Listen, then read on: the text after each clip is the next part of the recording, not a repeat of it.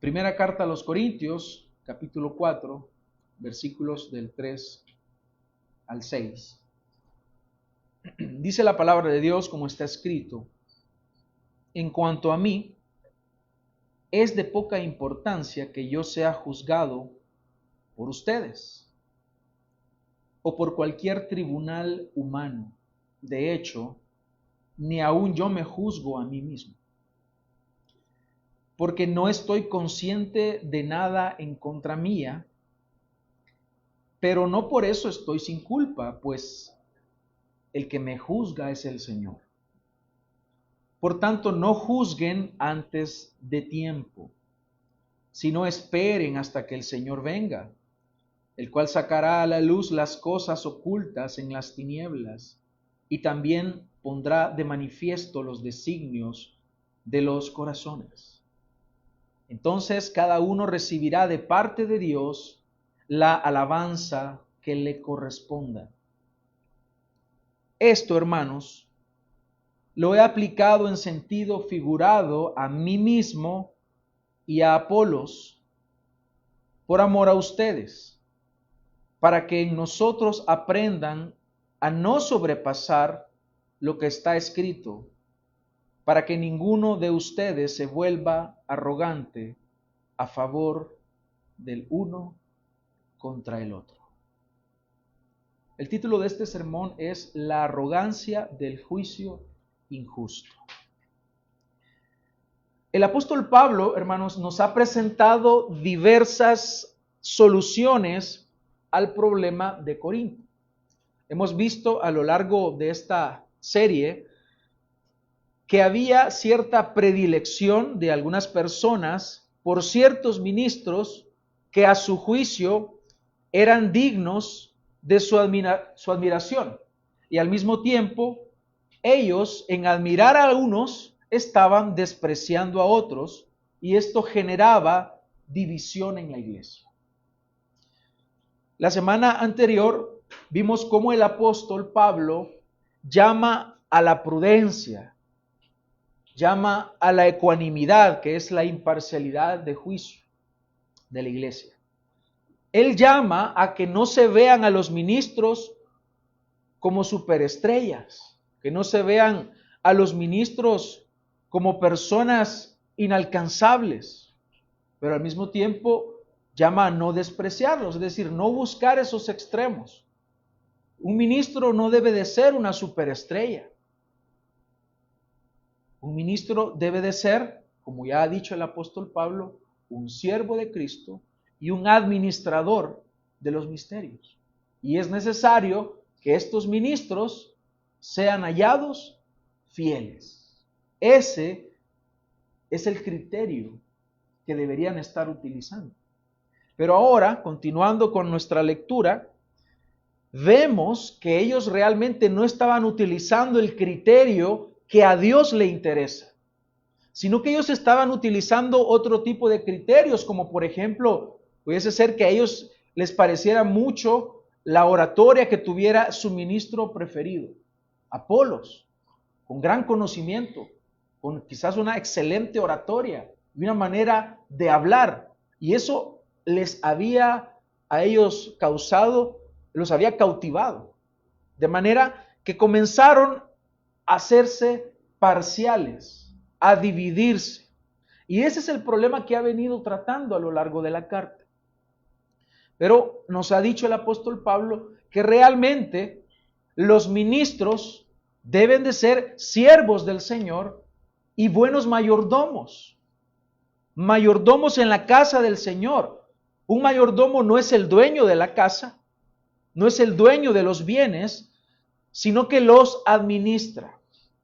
Vemos acá que el apóstol Pablo ha sido claro en decirnos que los ministros del Señor sí tienen autoridad para dirigir, pero no deben olvidar cada siervo del Señor, que cada siervo es ministro del Señor. Las ovejas son del Señor, la iglesia es del Señor, el mensaje es del Señor. Así que Pablo dice que estos administradores de los misterios de Dios deben actuar con fidelidad. Y este es el criterio más importante. Vea qué privilegio es este de servir al Señor. Y hablábamos, hermanos, que de forma directa está hablando de los ministros, pastores, predicadores, maestros. Pero veíamos cómo esto se puede aplicar a cualquier creyente, porque finalmente cualquier creyente debería de poder evangelizar, predicar a otros el mensaje, no necesariamente desde un púlpito. Pero aquí no podemos caer en el error de pensar, perdón, de pensar que esto solamente aplica cuando estoy en un púlpito y fuera del púlpito yo puedo ser desleal al Señor. No. Por lo tanto, deducimos y entendemos que podemos aplicar eso a todo cristiano. Ante semejante privilegio, hermanos, es entonces necesario que seamos hallados fieles en todo el trabajo que hacemos. Por eso es que dice, se requiere que de los administradores, que cada uno sea hallado fiel. La meta de todo ministro, de todo siervo del Señor, debe de ser cumplir con responsabilidad y con fidelidad lo que se le ha encomendado de parte de Dios. Y un día, el siervo del Señor será recompensado por su trabajo. Por eso es que él habla posteriormente de ese juicio en el cual dice, va a recibir la recompensa. ¿Por qué menciona eso? Porque, hermanos, la recompensa del siervo de Dios no es en este mundo. No es con los elogios y el aplauso de la gente. No, ese no es la meta. Ese no es el propósito por el cual alguien tiene que servir en el ministerio. Mire qué hermoso lo que se decía de Moisés, Números 12:7. No así mi siervo Moisés, que es fiel en toda mi casa. Sin embargo, hermanos, esto no significa que debamos deshonrar a los ministros. Como he dicho antes, no debemos irnos a un extremo y otro, sino que debemos mantenernos en lo que la palabra de Dios ya ha estipulado. La iglesia no tiene que poner su mirada en los ministros. La iglesia no tiene que causar ese tipo de divisiones alineándose en torno a su predicador preferido y despreciar a otros. Al mismo tiempo, los ministros aún debemos abstenernos de promovernos a nosotros mismos dentro de la iglesia, porque eso equivale a mutilar el cuerpo de Cristo, a dividirlo. Para realizar este partidismo o facciones dentro de la iglesia, los que están practicando eso debieron haber juzgado. Y aquí ya nos vamos metiendo el tema. Hemos visto el problema. Está claro. Ahora bien, para llegar a ese punto en el cual yo digo, bueno, a mí me gusta cómo predica Pablo, porque él sí es apóstol. Apolos no. Y llegar a despreciar a Apolos, o decir, bueno, Apolos, ese es un hombre que predica muy hermoso, así que desprecio a Pablo. Perdón, hermanos, un poco mal de la garganta. Aquí tengo agua. Pero para llegar a ese punto, ¿qué tuvo que haber sucedido, hermanos? Tuvieron que juzgar, tuvieron que analizar, tuvieron que examinar. Y eso es lo que el apóstol Pablo les está diciendo acá. Dice, en cuanto a mí, es de poca importancia que yo sea juzgado por ustedes. Realmente no es importante que ustedes me juzguen, porque aquí, ¿hacia quién nos ha dicho que es la fidelidad y la lealtad? Hacia Dios, o por cualquier tribunal humano. Ni yo mismo me juzgo. Ahora, vamos a ser honestos y correctos según la palabra de Dios. Pablo no está despreciando el juicio. Pablo no está diciendo, es pecado juzgar. Ojo con eso. Él está tomando sin importancia y sin relevancia, preste atención acá, el juicio injusto no el juicio correcto, sino él está despreciando el juicio injusto, el que se basa en intereses humanos, en opiniones humanas, en pensamientos humanos y no en la verdad. Se basa en cualquier cosa menos en Dios y su verdad. Además, Pablo sabía que en ocasiones el juicio que nos hacemos a nosotros mismos puede ser o muy severo o muy débil. Porque no se ha fijado que a veces, no siempre, pero es una posibilidad, a veces somos muy severos con nosotros mismos. En ocasiones somos muy flojos con nuestro juicio hacia nosotros mismos. Y solemos ser más severos hacia afuera. Por lo tanto es que Pablo dice, ni yo mismo me juzgo. Y él dice, porque puede ser que ni me encuentre algo, puedo llegar a pensar que estoy bien, pero eso no quiere decir que sea sin culpa, dice. Porque a veces uno puede también ser injusto en su propio juicio hacia uno mismo. Así que, ¿qué sucedía con el juicio de Pablo sobre sí mismo? Él sabía que podía suceder dos cosas, o muy severo, o muy débil o tolerante. Por eso dice, porque no estoy consciente de nada en contra mía, pero no por eso soy sin culpa, pues el que me juzga es el Señor. En el caso de Pablo, él está diciendo, aunque yo no identifique o vea algo contra mí mismo, realmente no significa que no sea sin culpa de algo. Por eso es que él finalmente deja el juicio al Señor. ¿Por qué? Porque el juicio de nuestro Señor es justo, es imparcial, es correcto. Proverbios 21:2 dice, todo camino del hombre es recto ante sus ojos, pero el Señor sondea los corazones o pesa los corazones. El hacer justicia y derecho es más deseado por el Señor que el sacrificio. Los ojos altivos y el corazón arrogante y la lámpara de los impíos son pecado. Uno se puede considerar recto a sus propios ojos, pero realmente delante de Dios es así, pues ese es el juicio que importa. Por eso vemos claramente que el apóstol Pablo no está diciendo no juzguen, como ahora la gente dice, no hay que juzgar, no juzguen. ¿Qué significa juzgar?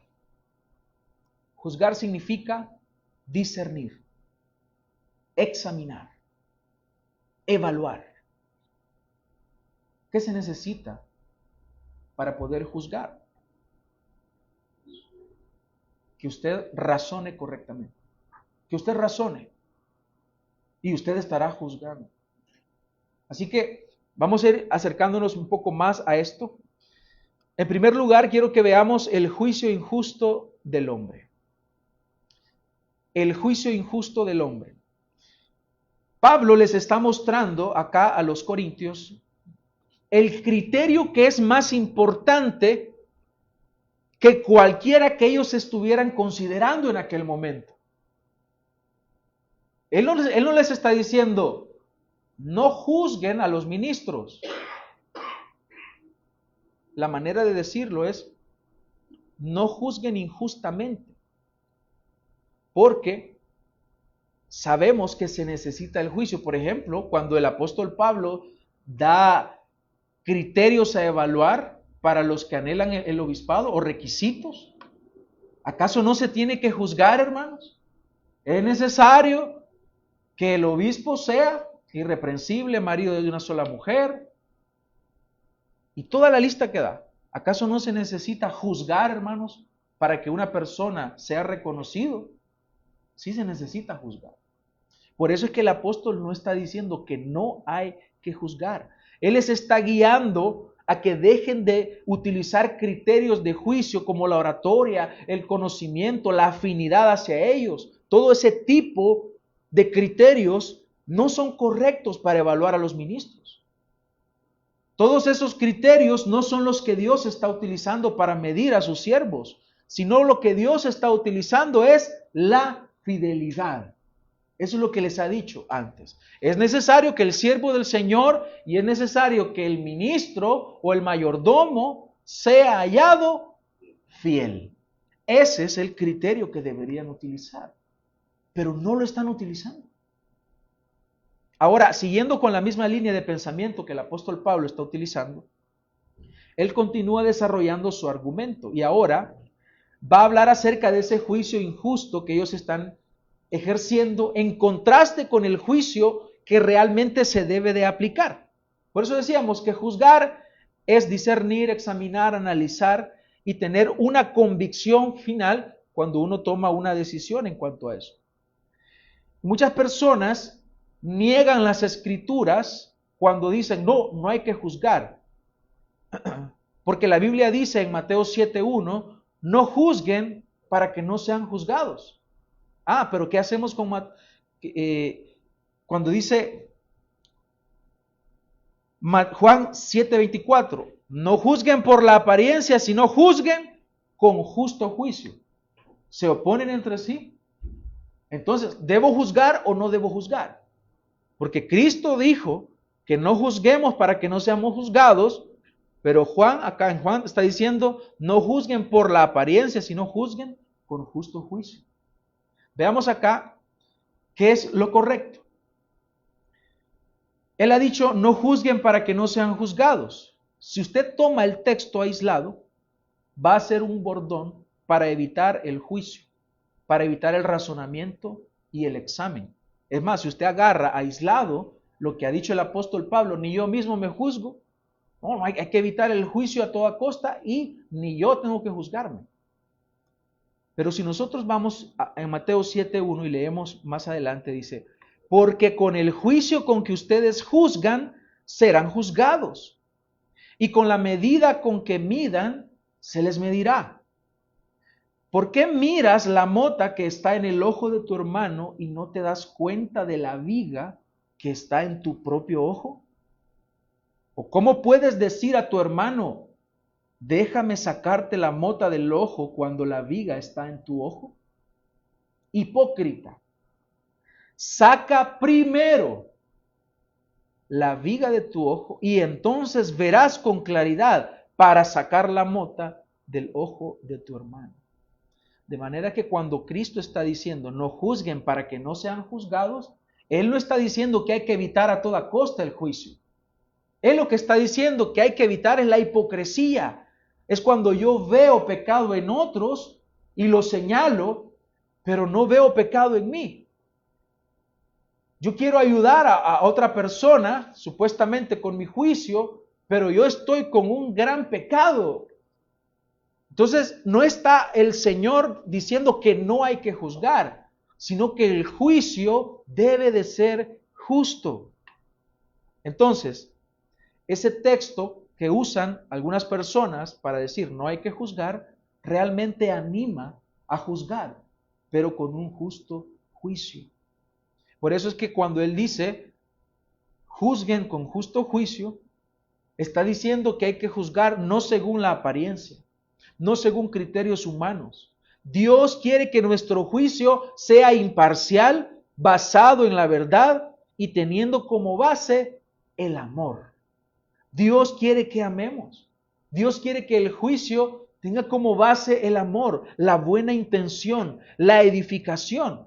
Porque sabe, Dios aborrece el juicio injusto. En Proverbios 17:15 dice, el que justifica al impío y el que condena al justo, ambos son igualmente abominación al Señor. Es abominación al Señor cuando usted juzga injustamente. No podemos justificar al impío y condenar al justo. Dios quiere que no utilicemos ese tipo de juicio. Esto es lo que Dios detesta. En otras palabras, el Señor en esta sección nos está invitando, animando y exhortando a que apliquemos una forma justa, una forma correcta y una forma bíblica de juzgar.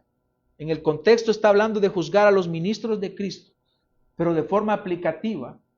Esto nos lleva a pensar que en todo juicio que nosotros ejerzamos, debemos de ser correctos y justos al momento de ejercer ese juicio. Ahora, en segundo lugar, ya hemos visto obviamente el injusto juicio que ejercemos. Ahora veamos al juez justo. Versículo 5 nos dice: por tanto, no juzguen antes de tiempo, sino que esperen hasta que el Señor venga, el cual sacará a la luz las cosas ocultas en las tinieblas, y también pondrá de manifiesto los designios de los corazones. Entonces, cada uno recibirá de parte de Dios la alabanza que le corresponda. Aquí está hablando acerca de los ministros. Un ministro va a recibir la alabanza de parte del Señor, que es la que verdaderamente importa, y va a ser por su fidelidad. Es decir, el ministro no necesita los elogios y las alabanzas de los hombres para considerarse recompensado. Cuando leemos esta sección, alguien pudiera llegar a entender que Pablo está rehuyendo al juicio de los creyentes en su ministerio. Pero no es así. No es así. Ya les mencionaba, él ha establecido, ha mostrado requisitos que deben de cumplir los ministros. A los tesalonicenses, por ejemplo, les dio órdenes de alejarse de los que caminan desordenadamente. Y para eso necesita juicio. Para que un pastor sea colocado, se necesita el juicio de la iglesia. Para la disciplina, cuando una persona no se arrepiente de sus pecados, un miembro de la iglesia, y va a ser excomulgado, se necesita el juicio, juzgar. Y ese juicio debe de ser justo. Por lo tanto, en todo esto se necesita el juicio, juzgar, discernir, examinar, pero todo tiene que ser justo. Pero aparte de decir que el único juicio que en verdad importa es el de Cristo, ahora nos habla del juicio final que se llevará a cabo cuando Cristo regrese. Voy a mencionar algunos textos. Por ejemplo, en Hechos 10:42 dice: y nos mandó predicar al pueblo y testificar con toda solemnidad que este Jesús es el que Dios ha designado como juez de los vivos y de los muertos. Él es el juez. Él es el que juzga imparcialmente, con un juicio justo y perfecto. En el capítulo 17, versículo 31 dice: porque Él ha establecido un día en el cual juzgará al mundo en justicia por medio de un hombre a quien Él ha designado, habiendo presentado pruebas a todos los hombres cuando lo resucitó de entre los muertos. Por lo tanto, ¿quién es el que habrá de juzgar al mundo con justicia? Nuestro Señor Jesucristo. En Romanos 2:16 dice: el día en que según mi evangelio Dios juzgará los secretos de los hombres mediante Cristo Jesús. Nada está oculto a sus ojos. Él es un juez justo. Él lo conoce todo. Él conoce los pensamientos, las intenciones, las acciones, aquello que dijimos en secreto ante tal vez una persona que nos escuchaba, aquello que dijimos solamente en nuestra mente. Aquello que deseamos hacer, Dios lo conoce y habrá un día en el cual eso será juzgado. Y Él no necesita testigos porque Él lo conoce todo. En 1 Pedro 1:17 dice: y se invocan como Padre a aquel que imparcialmente juzga. Él es imparcial. Él juzga según la obra de cada uno. Por lo tanto, si esta es una realidad, dice Pedro, condúzcanse con temor. Condúzcanse con temor. Porque a veces creemos, bueno, esto lo estoy haciendo aquí en secreto, nadie me ve. No, Dios sí nos mira. Y Dios conoce aún las intenciones, solo la intención.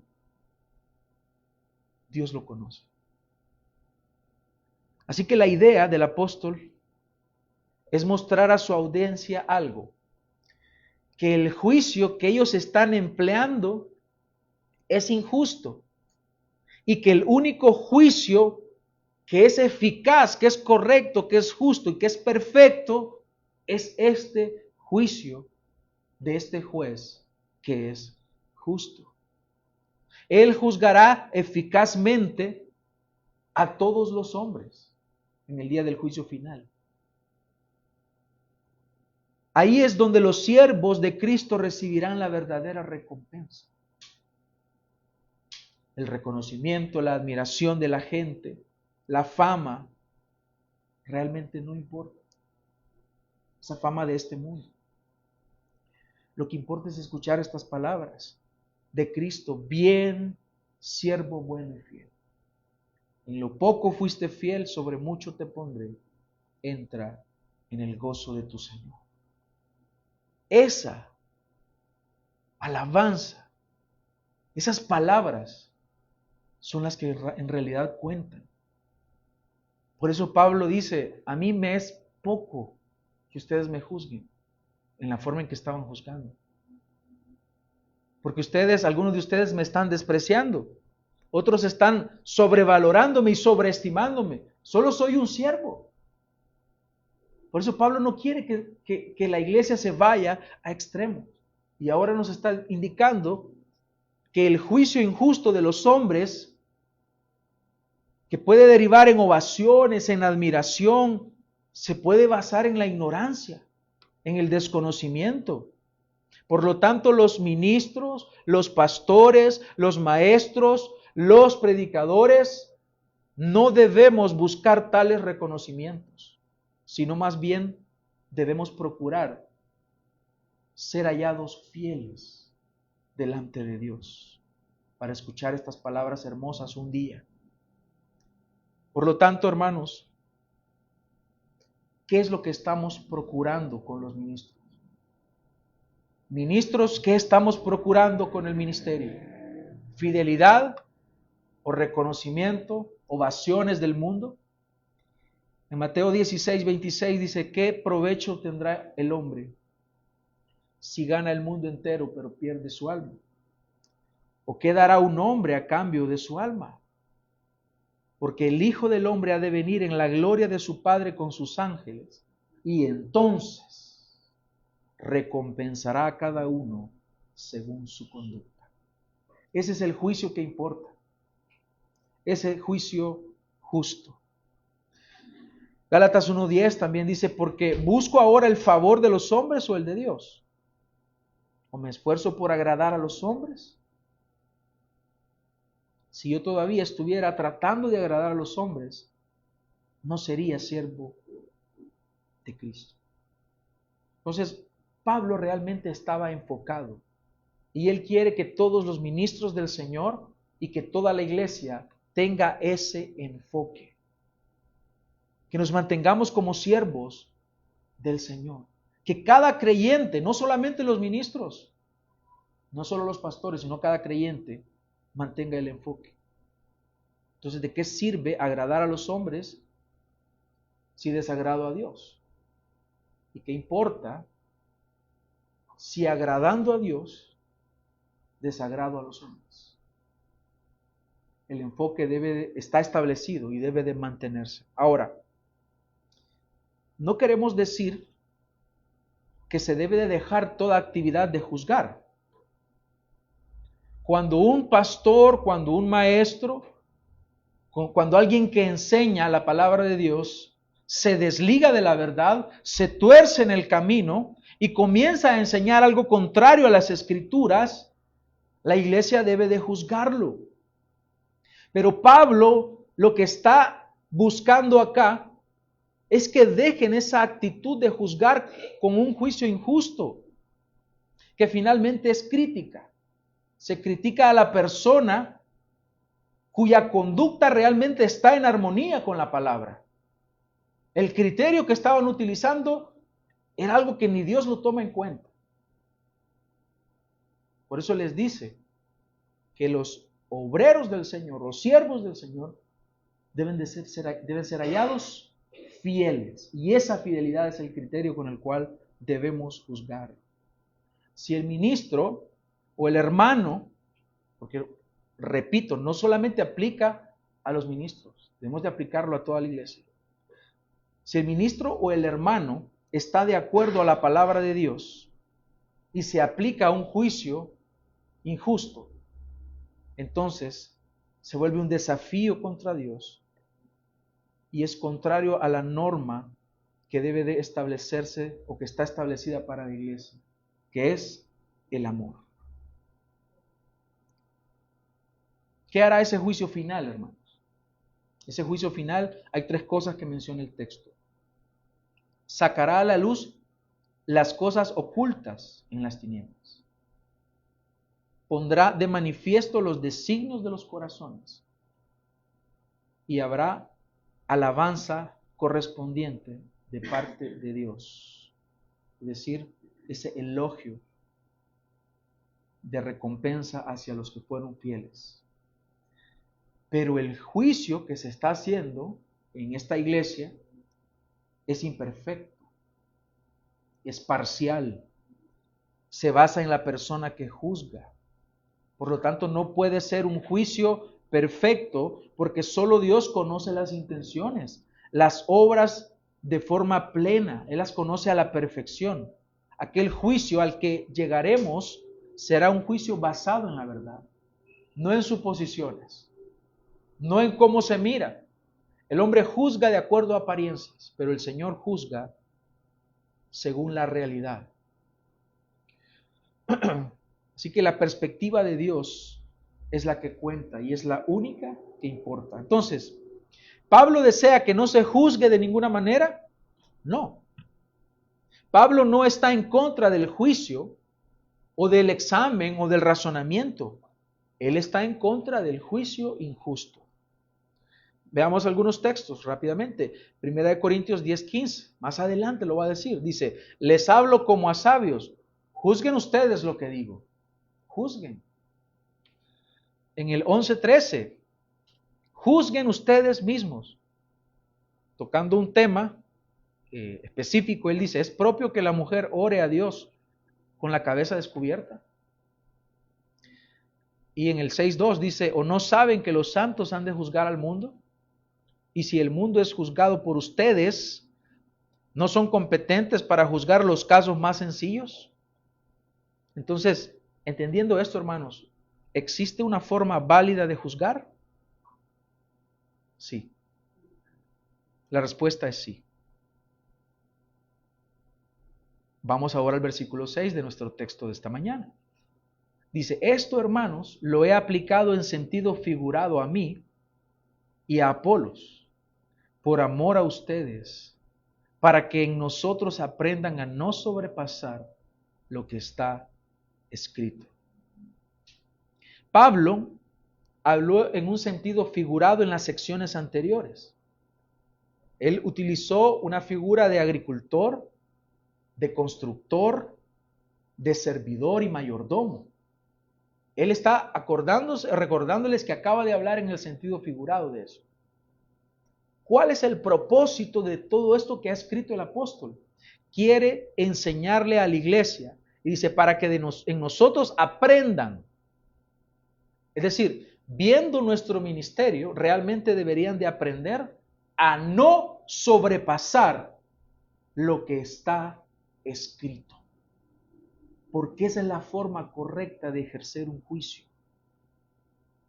No sobrepasando. Estas metáforas que ha utilizado el apóstol es para dar lecciones. Es para que entendamos que debemos de buscar el beneficio de la iglesia con un juicio justo. ¿Para qué? ¿Para qué es todo esto? Para que finalmente nuestra mente sea llevada cautiva a la palabra de Cristo. Y de una forma muy hermosa nos dice así, para que nosotros aprendan a no sobrepasar lo que está escrito, para que ninguno de ustedes se vuelva arrogante a favor del uno contra el otro. ¿Qué nos está diciendo acá? Que el juicio injusto es arrogante. El juicio injusto es desafiante contra Dios. Es decirle a Dios, yo tengo un mejor juicio que tú. Vea cómo es de arrogante eso. No tenemos ningún derecho de juzgar según nuestro propio juicio. Entonces, usted ahorita no estamos en el juicio final, pero el Señor nos ha dejado algo para que juzguemos correctamente, y es su palabra. Es la palabra de Dios. Él quiere que no sobrepasemos lo que está escrito. Dios quiere que ningún creyente sobrepase en su juicio a lo que está escrito, que es la palabra de Dios. Grábeselo, hermano. Atesórelo en el corazón. No lo olvide. El problema no es juzgar, el problema es juzgar con un juicio injusto, según apariencias, según lo que siento, según lo que estoy observando en el momento. Así que no lo olvidemos. El juicio que debemos emplear para nosotros mismos, para los ministros, para los hermanos y para cualquier creyente, no debe de sobrepasar lo que está escrito. La palabra y nuestro sometimiento a ella es el antídoto para esta arrogancia. ¿Dice eso la palabra de Dios? ¿Dice eso la palabra de Cristo respecto al juicio que estoy desarrollando? Porque un juicio injusto es arrogante por cuanto se basa en el hombre, en sus propios criterios, en la mentira, en los objetivos personales, en el pecado, en las intenciones del hombre.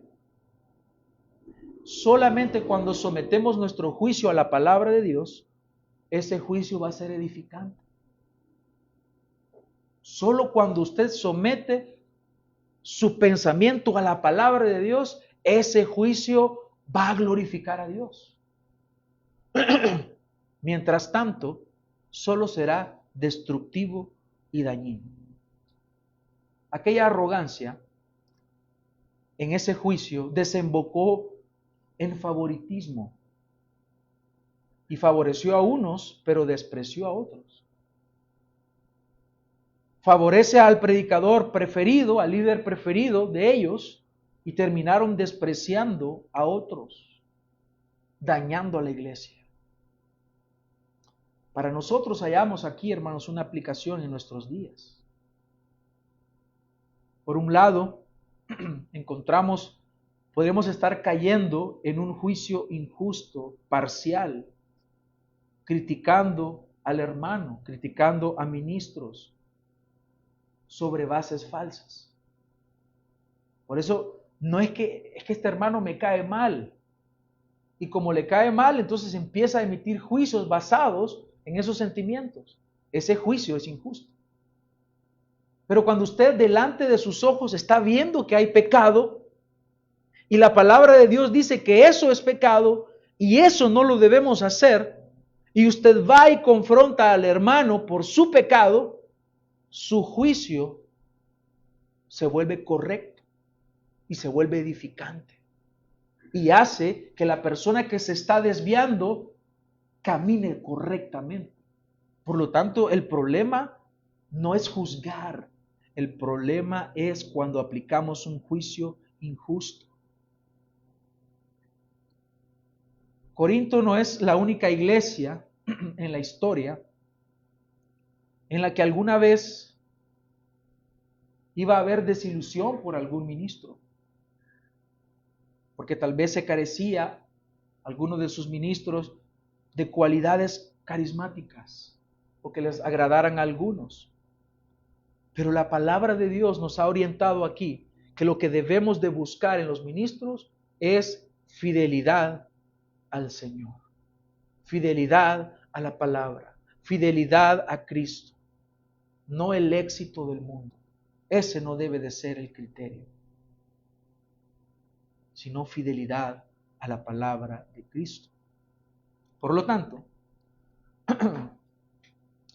la exhortación es juzgar con justo juicio. Ahora, para concluir,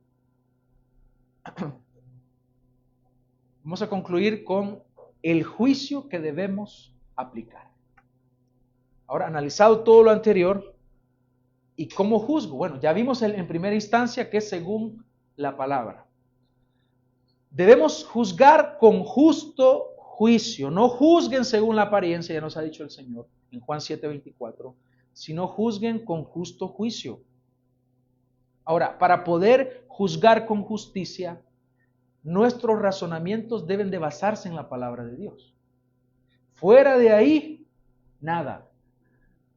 Dentro de la palabra, todo. Es lo que necesitamos, la palabra de Dios. Para que nuestros razonamientos se basen en la palabra de Dios, debemos conocer la palabra de Dios. Afuera de eso, usted va a tener opiniones personales, usted va a tener un juicio injusto, usted no va a edificar, pero dentro de la palabra de Dios, usted va a glorificar a Dios. Usted va a actuar conforme a la palabra. Usted va a ser un siervo fiel. Usted va a hacer que el hermano que está en el error pueda arrepentirse de sus pecados. El Señor va a utilizar esa confrontación, ese llamado de atención. Pero lo que usted tiene es su palabra, sus opiniones. Usted va a destruir, no va a edificar. No va a haber amor. Entonces, mi juicio, ¿cómo debo juzgar? En primer lugar, mi juicio debe ser justo. En segundo lugar, sin hipocresía. Ya lo hemos visto. El Señor quiere que juzguemos sin hipocresía. Es decir, primero saque la viga que usted tiene en su ojo. Y luego usted va a poder ayudar al hermano. Hay un texto que podemos buscar acá. Le voy a pedir que busque Gálatas. Gálatas capítulo 6, versículo 1. Hermanos, dice, aun si alguien es sorprendido en alguna falta, ustedes que son espirituales, restáurenlo. Pero dice, en un espíritu de mansedumbre, mirándote a ti mismo. No sea que tú también seas tentado. Vea cómo es importante considerarse uno mismo aún a la luz de la palabra de Dios. ¿Para qué? Para que no estemos intentando restaurar a un hermano y yo estoy peor que él. No es lo que buscamos. Buscamos la edificación para que nuestro juicio sea justo. Entonces tenemos que aplicar esto. El Señor nos está mostrando acá que es hipócrita el intentar estar juzgando a otro cuando yo tengo un problema. No puedo ver bien. Necesito sacar primero esa viga de mi ojo. Y así voy a poder ayudarle a mi hermano a sacar la paja. Él tiene una paja. Yo tengo una viga que no me deja ver. Entonces, cuando juzgue, hermanos, juzguemos sin hipocresía. El Señor dice respecto a los escribas y fariseos que hay que hacer lo que dicen, pero no lo que hacen. Vea la disonancia que hay ahí. Dicen una cosa, pero hacen otra. Entonces, no seamos como los escribas y fariseos, que dicen y no hacen. Mateo 23:3. También tenemos Romanos 12:9. Y en tercer lugar y por último, hermanos, juzguemos con amor. Con amor. Cuando vayamos a afirmar la verdad ante un pecado, cuidemos también cómo lo expresamos. Porque queremos buscar edificación. Queremos buscar edificación y todo lo tenemos que hacer sobre la base del amor. Juzgue con amor. Las personas piensan que juzgar es falta de amor, pero juzgar con un juicio justo realmente es amor. Y otros confunden juzgar con criticar. Ahora, dice 1 Corintios 16:14, todas sus cosas sean hechas con amor. Mira qué precioso este versículo corto. Apréndaselo, vívalo, dice 1 Corintios 16:14, todas sus cosas sean hechas con amor, incluyendo el juicio. Si va a juzgar, hágalo con amor. Si usted ejercita un ministerio y lo hace sin amor, Eso no sirve. En el capítulo 13, siempre en 1 Corintios, versículo 3 dice, si diera todos mis bienes para dar de comer a los pobres y si entregara mi cuerpo para ser quemado, pero no tengo amor, de nada me aprovecho. Vea, yo puedo hacer la mejor obra delante de los hombres, pero si no tengo amor, no aprovecha para nada. ¿Por qué? Porque el amor es paciente, es bondadoso, no tiene envidia, por lo tanto no juzgue con base a la envidia. El amor dice que no es jactancioso, no se jacta. No podemos decir al hermano que estamos corrigiendo, mire, sea como yo, mire yo. Es jactarse a uno mismo. No sirve eso. Dice que no es arrogante, no se porta indecorosamente, no busca lo suyo, no se irrita, no toma en cuenta el mal recibido, no se regocija de la injusticia. Por eso juzguemos con amor, para que tengamos un juicio justo, sino que se alegra con la verdad. Todo lo sufre, todo lo cree, todo lo espera, todo lo soporta.